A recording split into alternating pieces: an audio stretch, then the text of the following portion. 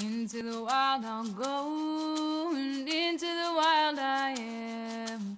It's been a while, freedom child, since I left my roots back home. Into the wild I'll go, and into the wild I am. It's been a while, freedom child, since I left my roots back home. Welcome to the FREEBIRTH Society podcast. This is a radical space for women who are ready to celebrate their autonomous choices in birth, motherhood, and beyond. Together, we'll learn about wild birth through personal narrative, we'll explore the politics of birth, and we'll analyze everything that relates to our lives as women from a feminist perspective. Here's your host, Emily Saldea. It's been a while, freedom child, since I left my roots back home. If you're like most of my listeners, you are devouring these episodes, fascinated by the women's stories, and wondering if you could do this too. Do you wish that you had a step-by-step strategy for how to actually plan and manifest your free birth? Our complete guide to free birth is the #1 course for free birth, and we made it for women just like you. It's a self-guided, online, intensive course that will teach you everything we think you need to know about how to birth freely and in your power. We'll take you all the way from unpacking industrial care to what DIY prenatal care looks like, how to pick and prep your support team, what to expect, look out for, and how to shift when more support could be needed. Yes, we'll cover the what ifs, how to prevent complications, and how to orient your entire life towards a powerful birth. So head on over to freebirthsocietycourses.com now and take the first step towards the birth of your dreams.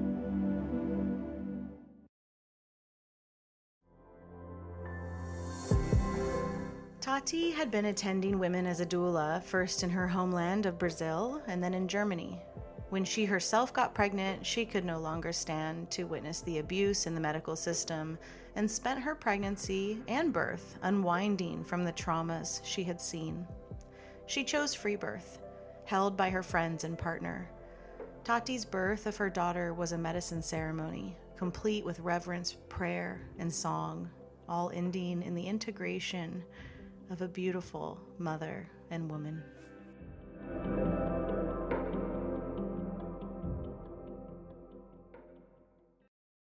Welcome, my friend. Thank you. I'm super happy to be here. Yeah, I'm happy to have you here too. And I knew when I was working with you and when you sent me your beautiful birth story and the video, I was like, oh, I cannot wait to have her on season 6 and just share you with everyone who listens to this, and your adorable husband. And I just love your story so much. And I loved your grace that you carried into your first birth. It's just so inspiring. So I'm really happy to have you here to, inspire all of us.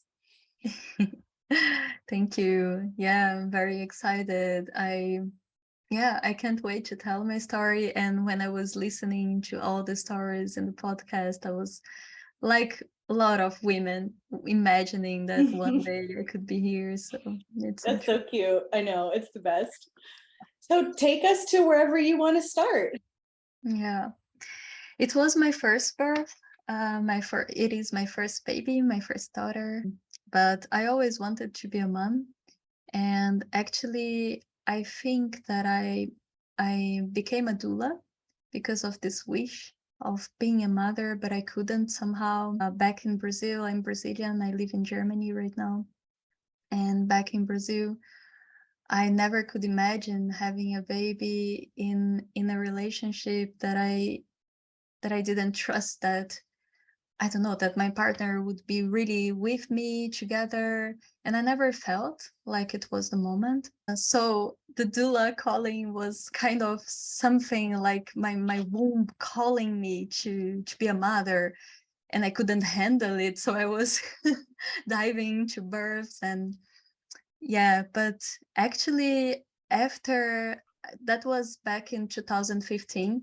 And when I started working as a doula, my grandmother and my mother finally told me, they never told me before, that my great grandmother was a parteira, a midwife. That's cool. Yeah, that was really like, wow. And I didn't meet my great grandmother, so that was super special for me. Yeah. And also, I think there is something about the birth story of my brother, my youngest brother from another marriage of my mother. He has brain palsy. It was caused by medical error. Oh my God. Yeah, super medicalized birth, C-section, like planned C-section. My mother started the labor, her body asked for the labor and started with 8 months of pregnancy. And they decided somehow, without making exams, like with the amniotic fluid, for example, that my little brother should wait. So they gave medications for the birth stop, but he was already like suffering and he needed to come. So that's what happened. And I think, and when he was born, I was 12. I think everything together was inside of me bubbling somehow until I got into this point of choosing a free birth, of working as a with birth education, and then finally like choose this path. How many births had you attended before yours? So 25. And were they mostly in Brazil or Germany or both? Most in Germany. I was doula before, but I'm a psychologist. I was working mainly as a psychologist in Brazil, and then in Germany I was working mainly as a doula. And so, I mean, that's a big deal, right? That you get to see what it's like if you didn't choose free birth. Exactly. Yeah, so this part also, I was telling like a lot of stories before I even became a doula, but afterwards here in Germany mainly, I accompany so many women in their birth and traumas also. That was super hard for me. Even in my pregnancy, I didn't plan well. Like if I could do something different, I would do that, because in my pregnancy, I just thought that I could work until 6 months. I could work, I don't know, like 7 months of pregnancy. And as a doula, my agenda was full, I don't know, like many months before. So yeah, so I didn't plan ahead that I really wanted this rest period for me. And I didn't plan ahead that maybe I would live again birth traumas, because all the births that I choose to work were home births. But they were home births with people from the system. And that was extremely hard for me. In the beginning of the pregnancy, I lived a really horrible experience. And then I was like, okay, I cannot do that, because my body I couldn't live birth traumas being pregnant. That was so hard for me. And then this year was the last year of this really strict COVID time. And to be honest, I was thankful, because I couldn't go accompany people. Oh, right. Yeah. So I really was like, I was only accompanying them afterwards, and they were telling me their story, and still was hard for me to hear. Of course. It should be. Hard. Yeah. Yes, of course. It should be hard for everyone to hear. completely. And I spent my whole pregnancy trying to get rid of all the images of birth that weren't mine. That was the hardest part of my pregnancy. I'm sure about it. Were you able to separate, because of your choices to not engage in the system, even though you saw horrific stuff, you also know that it was because of the system they chose, right? Yeah. Like at this point in my pregnancy, I was already sure, even when I was planning the conception, I was already sure that I wanted a free birth. Why do you think that is? Yeah, of course, because I have passed through a lot of bad stuff in the system, and I knew it. But before I was thinking, oh, maybe I can find some midwife, a midwife here in Germany that I don't know yet, that I can fully trust. But I don't know. I was feeling a bit uncomfortable. But then I heard a story of a woman, an amazing doula, birth worker, and friend. The first time I heard she telling her story that she was alone with her partner and she gave birth just like that. I had goosebumps. I was so like, oh my God, I felt something inside of me. But I was still like thinking, my God, she's so brave. I don't know if I could do that. And then I went to the forest. I went to the Amazon forest. I have Yawanawa friends. They're indigenous people. And I went to the forest to work my mother, my relationship with my mother before get pregnant. I thought that would be like a great path. And so I stayed there for a while with my partner, and we did several ceremonies with ayahuasca and other medicines from them. And I really worked a lot there. And another goal that I have somehow inside of me in this journey was to talk with midwives there, like native midwives, and to hear their stories, to hear women's stories. And they opened a women's circle for me when I arrived, and I told them that I was a birth worker, and it was so beautiful. Like it wasn't like a circle of women for me. It was just like let's exchange knowledge and let's exchange just like that. So I heard a lot of stories. I heard myths about C-section when appeared, super interesting. And I heard about how they, not everybody, of course, a lot of people went to the system with a canoe for hours to go to a hospital and had like not so good experiences also, and some bad experience, of course. And some of them were just giving birth there. Of course, it was easier and was just ancestral the way they did. And they told me that usually women go through the manioc field when they are in labor, and they labor that working in the field, and like with I don't know the name of like a machete. Yeah, working until they feel like, okay, I cannot work anymore, so I just call somebody to grab some cloths because the baby's coming. And and when it's hard, they have medicines for that, and I was very impressed by that. I learned much more than I had to, Of course. I wonder what medicines they give when it's hard. Yeah, they know? yeah. I don't know, like they didn't tell me.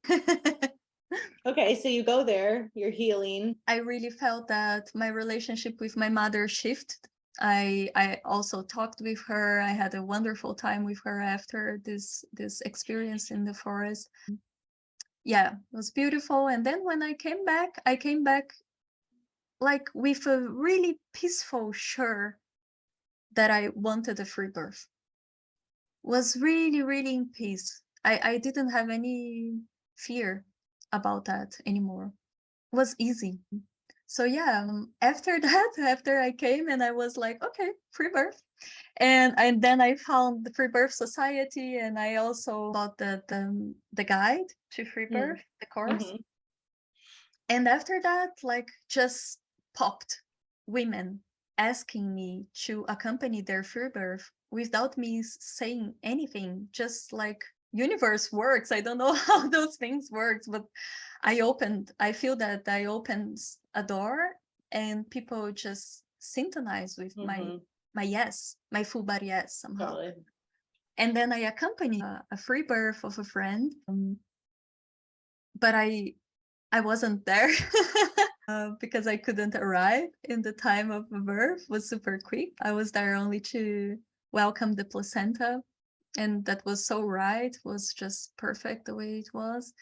And I was stronger and stronger with my feelings. So in the conception and pregnancy, I was completely into that.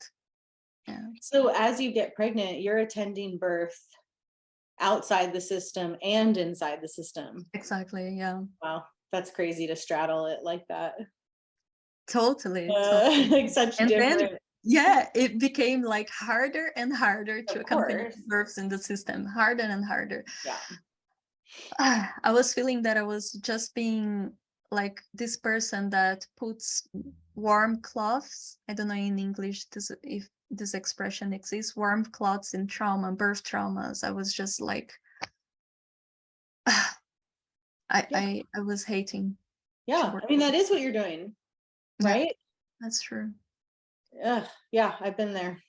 Mhm. Okay, so then when do you shed that? You said up until 6 months pregnant, you're going to births in the system. And Mhm. then are you having a wild pregnancy, I'm assuming? And tell us Mm. about your pregnancy into getting up to your birth. Yeah. So I was checking myself what I really wanted to do during the pregnancy and what I really didn't want to do. This journey was beautiful because I was really connecting with my body in a way that I never did. I have been trying to connect with my feminine, with my menstrual cycle and everything, but in the pregnancy was amazing because every time that I feared something, for example, that came the wish, like my fear, I will share, but like my biggest fear was to have a baby without a brain. Sure. It was popping in my mind. And every time that a fear came, I was checking in my body like constantly. How can I feel if everything is all right? How can I receive this information to alleviate this anxiety in my head? And trying like and also making a lot of agreements with my body. If something is wrong, please tell me. And also like talking with myself, if something is wrong, if that biggest fear happens, what I want to do. And all the time my answer was, I would stay at home. I don't want to engage in the system. I don't want to engage in the system. So I was really trying to have this wild pregnancy. At the very end, I thought that if I do one ultrasound without, asking, and at the very end, I did one ultrasound. You did? I did. Tell us about that. What happened? Why? What's this fear? It was just this fear. Like it was like it was. I was trapped in my anxiety with that, and I was Wow. trying. Was it specifically about the baby not having a brain? Yeah, Okay. and and I was trying to get away with that, and I also asked like guidance for that for some people. I talked with Alana from Birthing with God, because she was doing these reels with about free birth, and it was really famous. And I was like, oh my God, maybe I can talk with somebody. Before I think that I could talk with you, even I can talk with somebody that just to clear my mind And I talked with people, like a lot of people. And at the very end, I was like, okay, if that will make me feel better at the end, I will do this fucking ultrasound. So I wrote a letter for the doctor. I went to a very kind of alternative doctor, just doctor. And then I wrote a letter that I really didn't want to know anything, any kind of gray zone thing, like maybe there's something in the heart, you should wait 3 weeks and then we can check again, anything like that. I just want to see if everything is okay in the head, like organs is not outside or things like that was keeping like passing in my mind.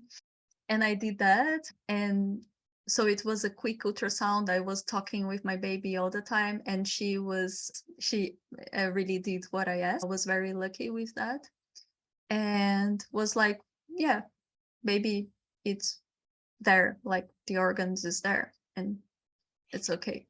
And then I also was talking with myself, like, I know that anxiety is just something that will come in another way. It's not just going to do an ultrasound that will solve the problem. So if I go, I would it's a agreement with me. So it's done. It's one ultrasound, and then I don't want to engage anymore.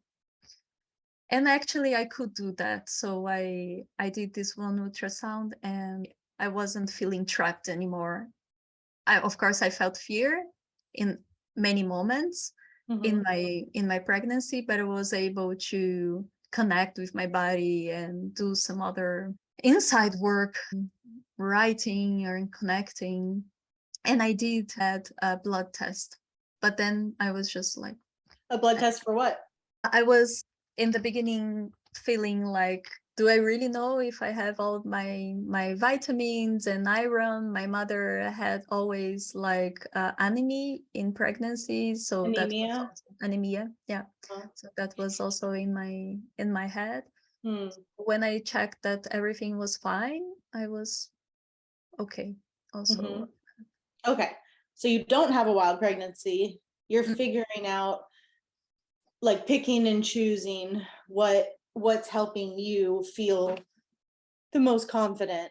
And I think that's an important point, because there's no like goal with any of this stuff, right? There's no hierarchy.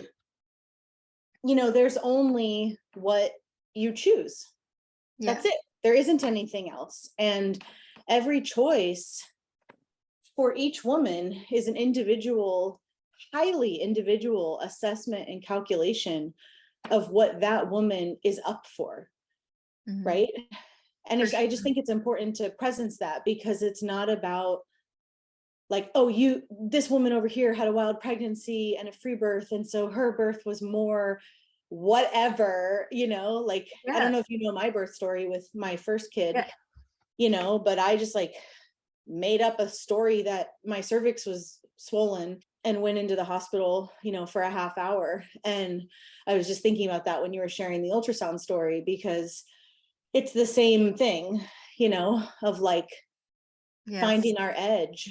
And we're moving the needle so much with what we're doing. I mean, you as a Brazilian woman living in a different country, not just having a C-section, right? Like in the cultural norms of your origins. It's just it's all just such a big deal. And it's really, I think some women get kind of caught up in this weird performative, like there's some cool way to do this stuff. And it's like, there's only your life.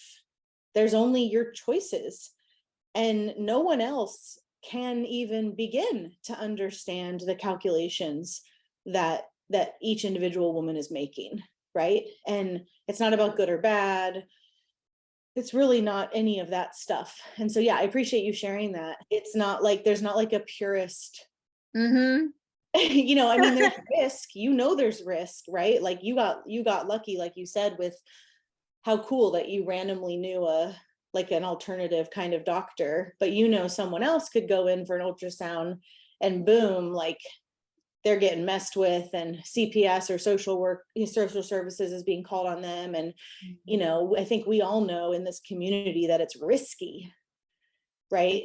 Exactly. That was actually my biggest fear. Sure. Wasn't like the baby, what was happening in the brain of the baby, because I knew that was anxiety. My biggest fear was to engage in the system and never being able to get out, because I have seen that. Of I have course. seen a lot of women that are really in their power, and they are like, no, I really will be able to say no. And at the moment, they were like just complying and you know, so I knew that I could be influenced. If a doctor say to me, there is something that we don't know about the heart, like I have seen many women pass by, that at the very end was nothing, you know, but they have to pass like through, I don't know, 4 extra ultrasounds, you know. But I really didn't want to be trapped by that or be influenced. So I know for me, after I had my experience going to the hospital, thankfully coming home, having my birth, and then processing my choice to go into the system for that 30 minutes and the risks that I took doing that. I know for me, I emerged from that being like, wow, I didn't need to go. But that was a piece of my own socialization, my own fear, fear, being led by fear, and kind of that knee jerk, I'm trying to think of the right words, like that knee jerk response of socialization to go somewhere that felt like they had answers beyond what I had. But I also know that I didn't need to go. I wasn't given anything. For my story, I was in transition. If someone had just kept me home, I would have had a baby. And I did obviously have a baby, thankfully still at home. But anyway, I just wonder, like, did you have a similar, like, in retrospect, are you like, oh, wow, I was just afraid. And that's, I'm doing so much unprogramming, and that was still a piece that you didn't know you needed to unpack. Even though it temporarily helped you, it temporarily gave you the thing you needed. Just like for me, I just needed someone to say my cervix was okay. But, also owning that it was totally fear and my own socialization to like trust and outsource. Did you have a similar unpacking of that? Maybe I can process together, like, because I just thought yeah, right, because I just thought something that have crossed my mind before when I heard about your birth story, that I always think that you had some ability or courage or braveness at the moment also to face you had some skills to face the system at this point, because probably you knew that people wouldn't obligate you to do nothing, of course, like you just go like, no, I'm going home, something like, we never know. But the thing is that to be honest, I feel shy. I feel also that I feel often very little here as a migrant. I usually, when there is some representative of patriarchy like in front of me and doing something racist, for example, I feel like diminished. I feel like little, and afterwards I can do something. I feel rage, but at the moment I feel that usually I freeze more. That's what my nervous system usually does. So I was so afraid, like I would never, I knew that I couldn't be in the system. I have seen that with other women. So I knew that even a midwife could, I don't know, I could outsource my power somehow. I don't know how it is but with you, but I just thought that there's some kind of belief that if I go there, I will go out. I just need that. Was interesting to face the system in a way that usually I'm not able. So that's why writing a letter and being there and saying like I won't accept anything else, just what I want, was some kind of act of sovereignty for me. And I think, I don't know, I would never say never, but I think I wouldn't need again an ultrasound for the next pregnancy if I think I want. So a pregnancy again, I think I wouldn't do that, but it depends on how I will be feeling. But yeah, during the whole journey, I just discovered that it's sitting in the unknowing for sure. Like even during birth. Yeah, for sure.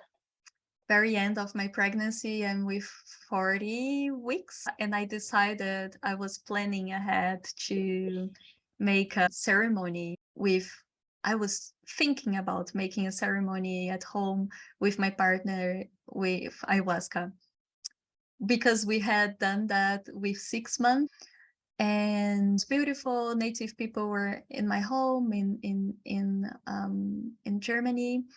And this shaman gave me a little bit of ayahuasca. So it was in my fridge waiting for me that maybe I could do something.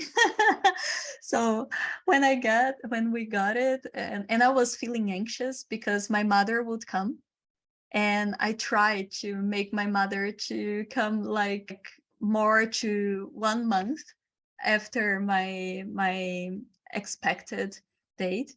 And but I was afraid that my mother could come before the baby if my pregnancy goes until 44 weeks, for example, like I have seen. And I was completely like, I will wait. I will just wait. Doesn't matter until when.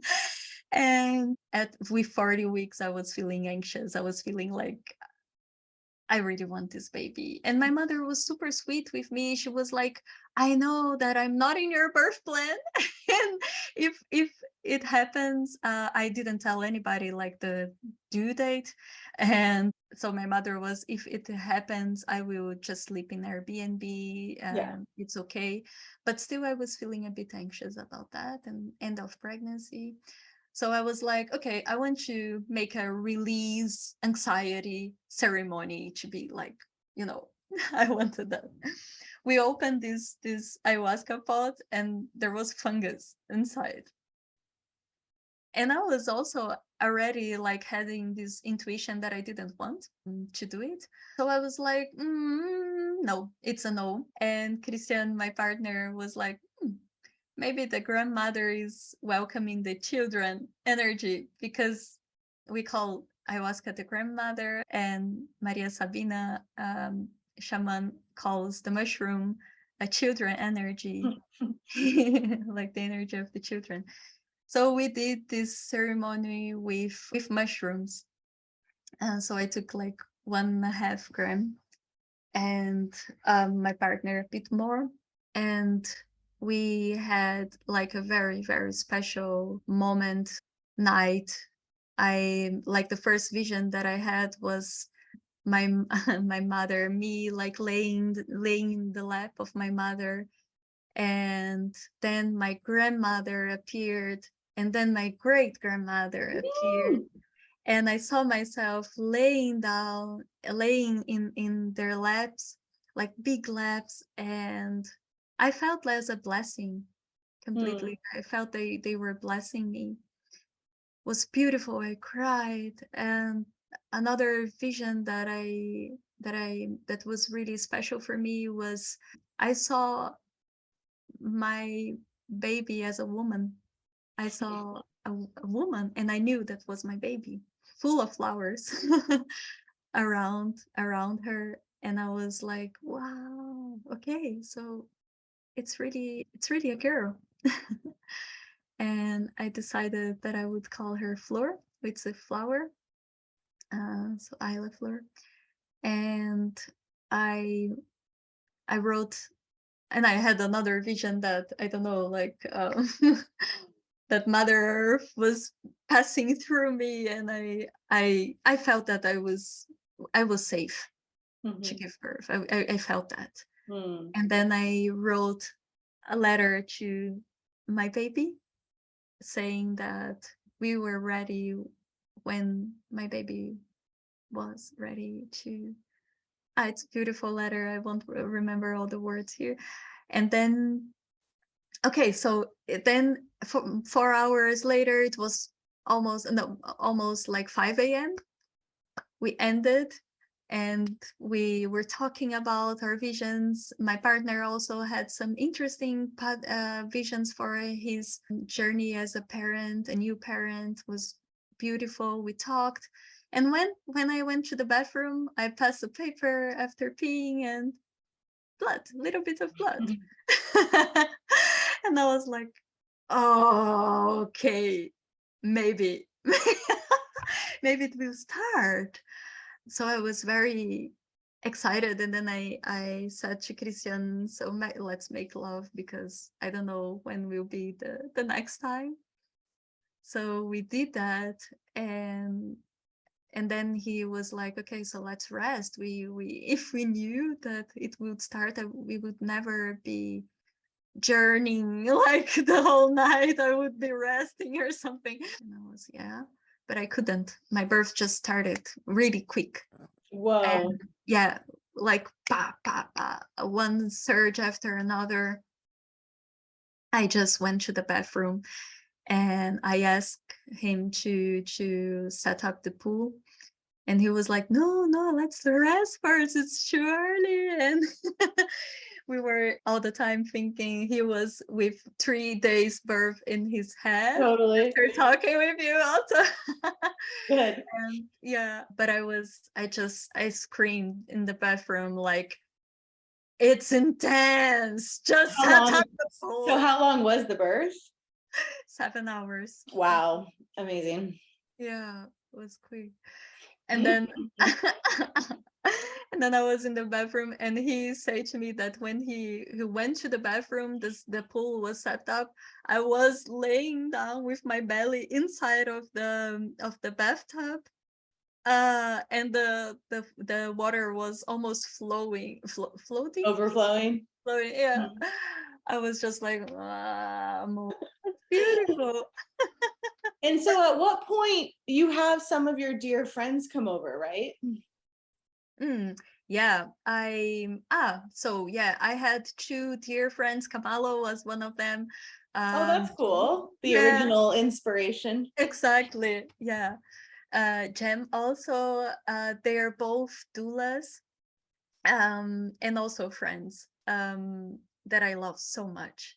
And before my birth, I had a dinner with them in my place. I cooked an amazing meal, and I talked to them like, I'm not calling you as an expert, so please, if at some point I feel insecure and I outsource my power, please mirror that to me and give me back.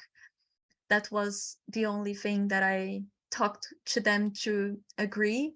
And I also said, there will be a camera there, but don't feel like that you need to do that. I just want you as community that I love present. Yeah. So then I was laboring, and I was feeling the surges like coming, and having like 3 seconds of being a bit like existential concentration. And then I could rest in the pauses, and it was amazing rest. I was like really feeling so great during the pauses.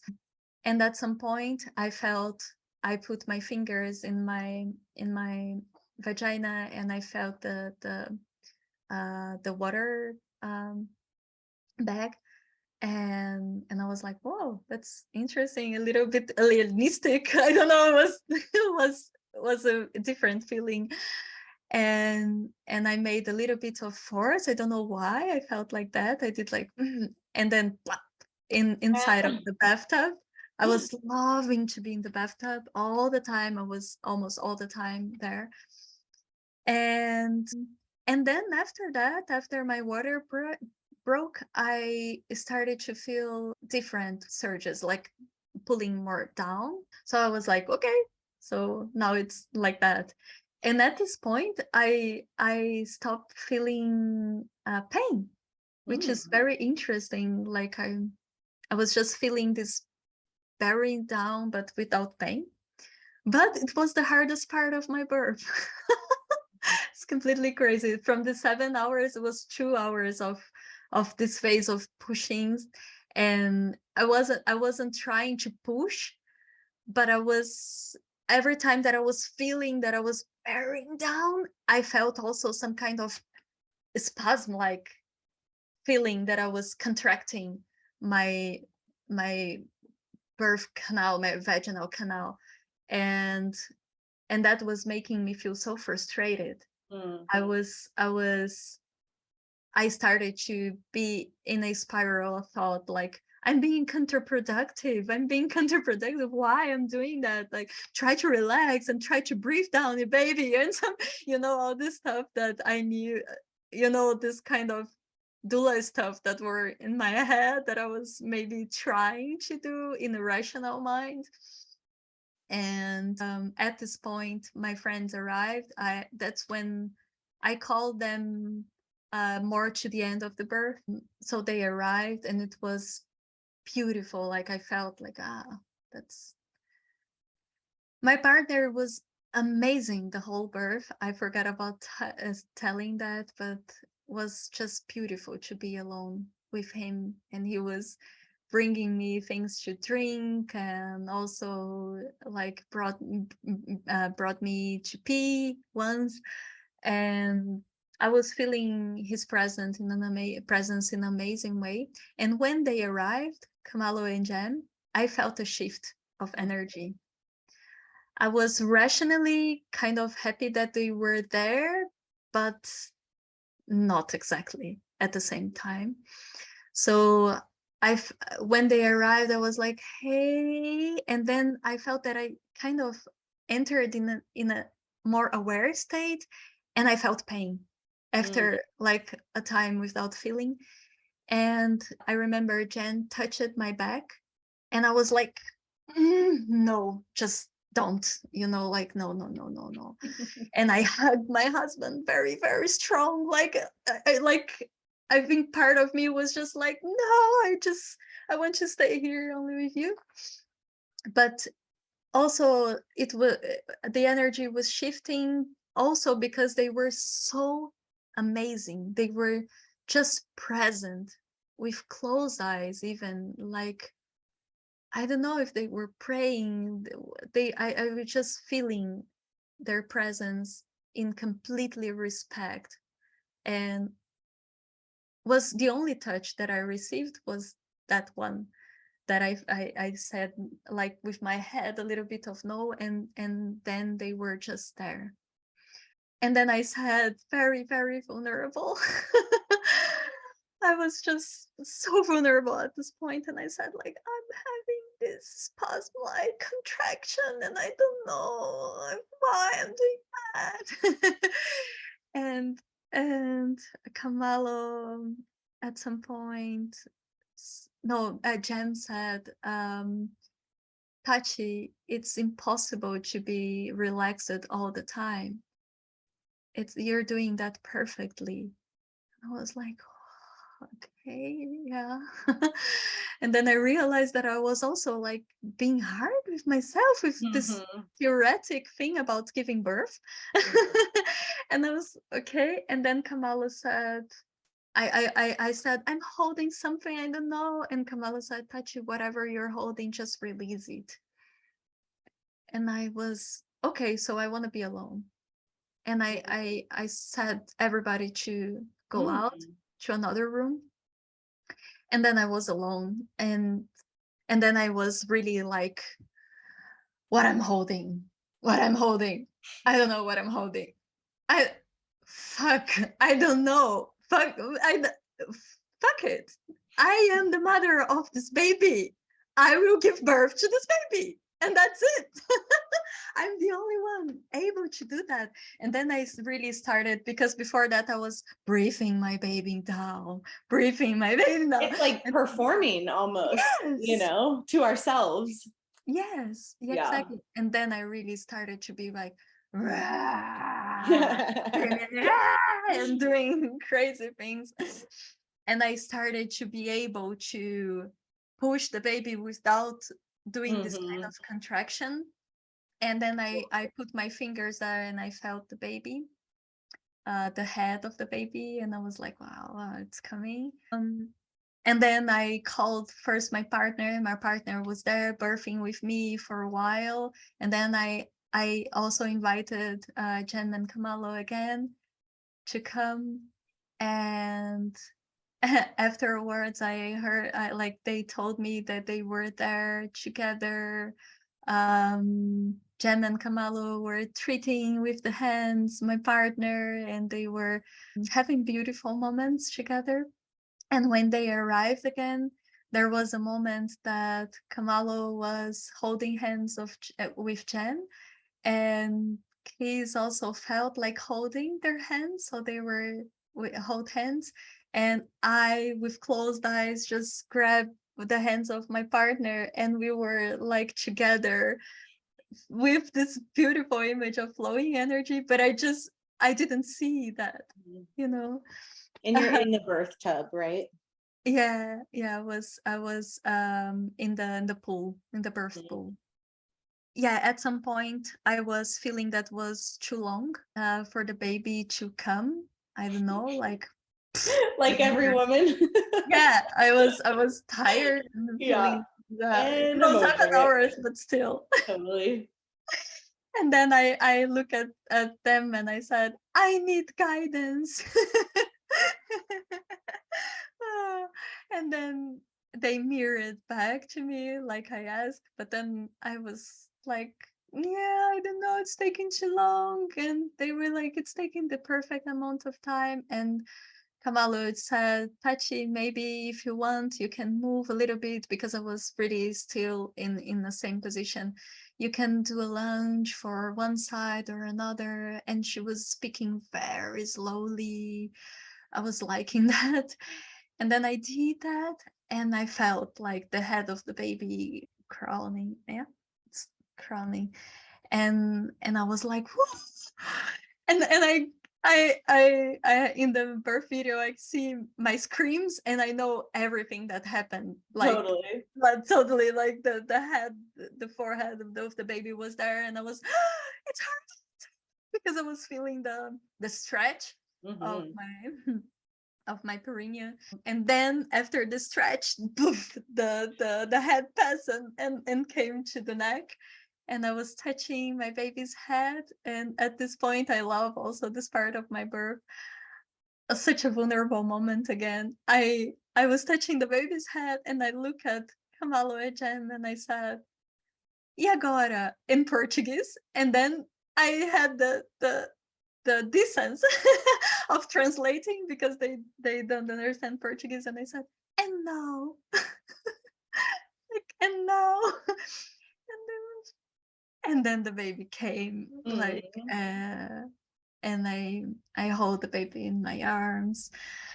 I had this fantasy before that when the baby came inside of the water, I would look at the baby for some seconds before bringing the baby to my chest, but I just grabbed the baby and it was in my chest already. She transitioned very well. I saw that was really Isla Flor, baby girl. I was very, very happy. Everybody was in a profound silence at this moment, until I look at them and I gave a big smile. And then I heard, you did that.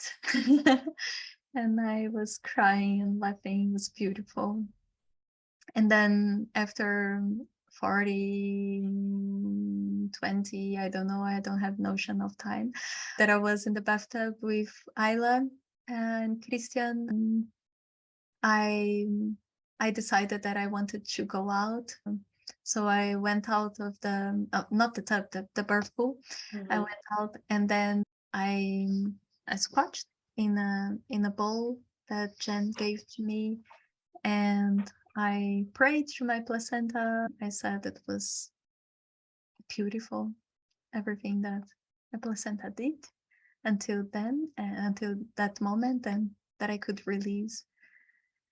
I loved the sensation of birthing the placenta. It came really, really, like, as soon as I finished the praying and I did a little bit of and then it came like Jen said, like a final wet kiss of goodbye of the birth. Was beautiful. I really felt like that's such a pleasant moment. Mm. Um, and then we did this ceremonial burning card together. We prayed together. We sang Christian sing a song, and then I cried, and I was like, just I started to say so many things about how how healing it was, this birth to me. I had this really breakdown moment after birth, talking with them. And then a midwife came that I agreed with her to just fill the papers with me, because here in Germany I would need those papers to have an easier experience with the system, and receiving also money from the system. And so I agreed with that. So we told the midwife, she came, and she was completely respectful. She was also supporting a free birth in that sense. So she didn't look at my placenta. She asked if I wanted to do anything to check the baby. I said that I didn't want that. I felt my baby was so healthy, like I could feel that my baby was so healthy. And I remember the affirmations of Yolanda. I was hearing all the time. The first sentence was, "My baby is healthy and vigorous." And I was feeling that, like my baby was really healthy and vigorous. I was very happy with that. So yeah, she just filled the forms. She weighted the baby because I wanted to know that, and the baby was 3 kilos. And yeah, then I took a shower and then went to my postpartum journey. Mm. Yeah. Beautiful. Yeah, I Mm. love the videos that I've seen of Mm. the cord burning and the Mm. prayers and songs. It's so Mm. sweet. Yeah, it was beautiful. I was very, very happy about it. Mm. Yeah, it's pretty epic. And so how has this changed you? Who are you now with this integration at your back? Mm. Still discovering. I I feel that I'm much more connected with my essence. I change, like I cannot accept doing things that somehow go against what I feel that is my essence right now. So I completely changed my work. I I don't want to accompany anybody in the system for sure, for example. Um, and I I feel that I still like cleaning some people pleasing thing that I have, and I always recall to my birth as a powerful experience. I just felt that I could enter in this motherhood journey without having to process any kind of trauma of outsourcing my power.